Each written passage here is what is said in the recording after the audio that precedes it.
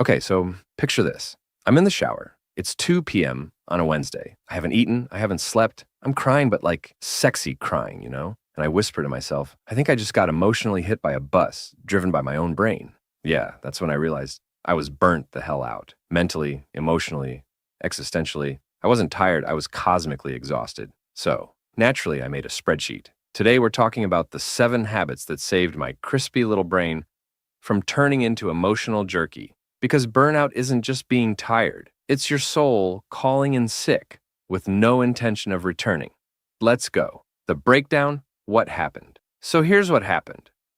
I was doing all the things, hustling, grinding, being productive, romanticizing spreadsheets, gaslighting myself into being okay, and drinking 17 coffees instead of having a personality. Every time someone asked how I was, I said, "Oh, I'm just super busy right now." Translation: I'm 2 emails away from screaming into a Pringles can. I thought burnout looked like collapsing dramatically with a violin score in the background. Nope. Burnout looks like crying during toothpaste commercials, getting irrationally angry at font choices, opening your laptop and immediately needing a nap, feeling like you're living inside a Google Calendar with no escape room. And I just kept pushing like an unhinged raccoon on a caffeine bender. Until one day, I broke, and not in a cute, had a good cry, and moved on way. I mean, full blown. Sat on the floor of a Walgreens, holding a bottle of vitamins, and questioning the meaning of life. Kind of broke. The clown phase. Now let me tell you about the clown phase. This is the part where I decided the solution to burnout was more productivity apps.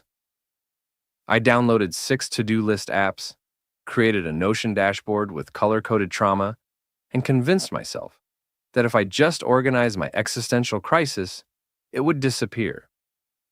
Spoiler, it did not. You can't optimize your way out of emotional depletion. I was out here treating rest like it was a reward for productivity, not a requirement for being a human mammal. And I kept repeating the same cycle. Burnout, crash, panic, redecorate my Trello board, burn out again. At some point, I looked in the mirror and said, "Buddy, you are not a machine. You are a slightly sentient soup with a Wi-Fi addiction." The shift. Here's where things changed. I didn't have some dramatic epiphany in the Himalayas or a spiritual awakening on a yoga mat. I just got tired of being tired.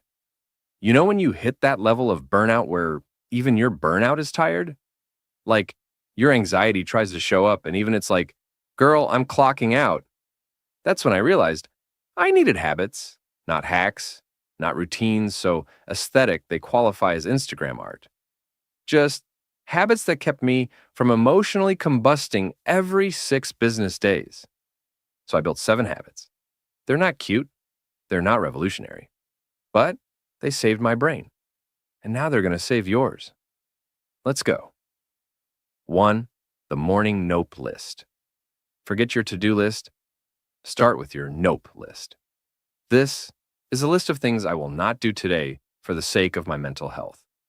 Examples include arguing with strangers on the internet, responding to emails, like I'm a human Slack notification, comparing my life to influencers who don't blink in their TikToks. It's a daily boundary. And guess what? Boundaries are spicy self-love.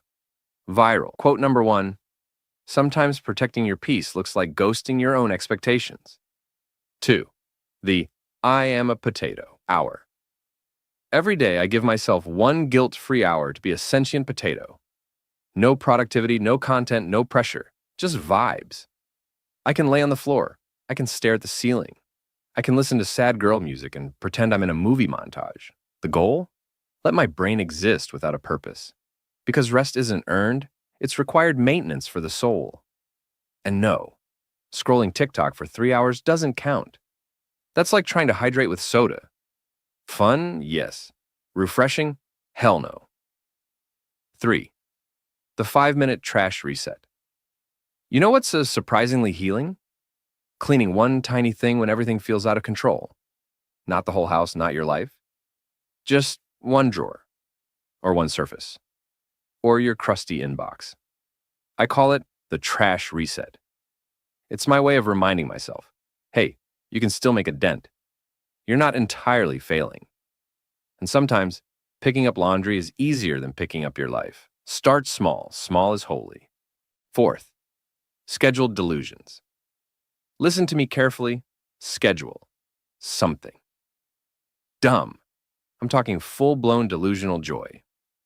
Karaoke alone, drawing with crayons, Googling castles you'll never afford. Whatever reminds you that life isn't just deadlines and taxes. Burnout thrives in seriousness. But play is rebellion. Viral quote number 2. Joy is not a luxury. It's an act of defiance. 5. The 3-friend lifeline. This one's non-negotiable. You need 3 people who will answer your calls without judgment when you text, "Hey, I'm losing it." Not 300 acquaintances. Not vibes-only group chats. 3 humans who know the sound of your crisis voice. Burnout thrives in isolation. Shame loves silence. Pick your lifeline crew. Feed those friendships like they're your emotional Wi-Fi. 6. The Sunday cry ritual. Okay, yeah, this one sounds dramatic, but trust me. I give myself space every Sunday to process feelings I ignored all week. Sometimes it's crying. Sometimes it's journaling. Sometimes it's screaming into a pillow while listening to Bon Iver. It's like emotional laundry. Clean it out before it piles up and starts smelling like resentment and unprocessed grief. 7. The existential reboot. Question. And whenever I feel like I'm spiraling into burnout again, I ask myself, what would I do differently if I believed I was already enough? Whew, mic drop. Because a lot of burnout isn't from working hard. It's from proving you're worthy over and over and over again. You don't need to earn rest or love or joy. You already deserve it. Tiny wisdoms. Here's what they don't tell you. You can love your work and still need rest. You can be grateful and still overwhelmed. You can be high-functioning and still deeply unwell. Burnout isn't a flaw. It's a flag. A little red blinking light that says, hey, babe, you're out here trying to survive capitalism with the nervous system of a Victorian ghost. So, maybe cut yourself some slack. Final rant, truth drop. Look, if you've made it this far, congrats. Seriously, you're either A, burnout as hell and clutching onto this video like it's a spiritual life raft, actively avoiding 74 unread emails while pretending you're being intentional. C, both. Let's be real. Probably both. Probably wearing the same hoodie for 3 days straight and calling it your focus uniform. But let me leave you with this. Lean in, forehead to forehead, whispering soul to soul, like we're at the end of a party and everyone else already went home. You are not a machine. You're not a Google Doc with legs. You're not your LinkedIn bio. You're not some AI chatbot trying to be efficient and scalable while crying in the shower. You're not your output. Your worth is not defined by how many tasks you cross off before 10 a.m. You're not a productivity algorithm in a trench coat just trying to earn a sip of joy. Nope. You're a human.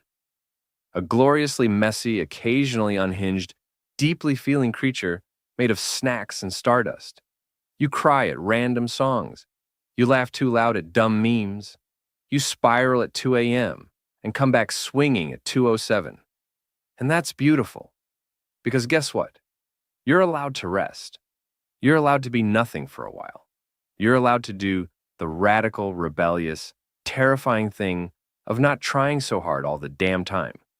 You do not have to hit rock bottom to give yourself permission to slow down. You don't need to earn softness. You don't need to break to deserve healing. Burnout doesn't mean you're broken. It just means you've been carrying too much for too long, and somewhere along the way you forgot you were allowed to put it down. Let that sink in. You're not lazy. You're not dramatic. You're not falling behind. You are exhausted because you've been trying hard, quietly, desperately, invisibly. You've been surviving in a world that rewards overwork and shames rest like it's a crime. But babe, rest is sacred. Sleep is sacred. Laying on the floor while questioning reality to the sound of lo-fi beats? Sacred. So take the nap. Cancel the meeting. Lie on the carpet and let your cat judge you. Schedule the delusion. Be the potato. Honestly, if your brain feels like it's on fire, maybe the bravest thing you can do today is just not add more kindling. Because you've got one brain. One precious, overworked, beautifully weird brain. And it deserves more than being crisped into an emotional Cheeto. Protect it like it's your weird little inner child holding a juice box and a glitter crayon. You don't have to do more to matter. You already do. You already are. So go drink some water. Text your therapist. Scream into the void if needed. But then, give yourself a freaking break. I love you. You're doing enough. Joe out. 2 thumbs up.